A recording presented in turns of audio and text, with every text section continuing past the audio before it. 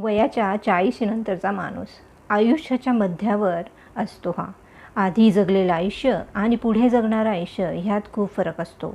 हा माणूस खूप समजूतदार, अनुभवी, ज्ञानी असतो. त्याचा स्वतःवर विश्वास असतो. तो त्याच्या मतांवर ठाम असतो. हा माणूस समाधानी असतो. त्याला प्रत्येकाच्या कष्टाची जाणीव झालेली असते. मागे झालेल्या चुका तो आता करत नाही. प्रत्येक माणसाला तो ओळखायला लागतो. ह्या माणसामध्ये नम्रपणा हा जास्त आलेला असतो.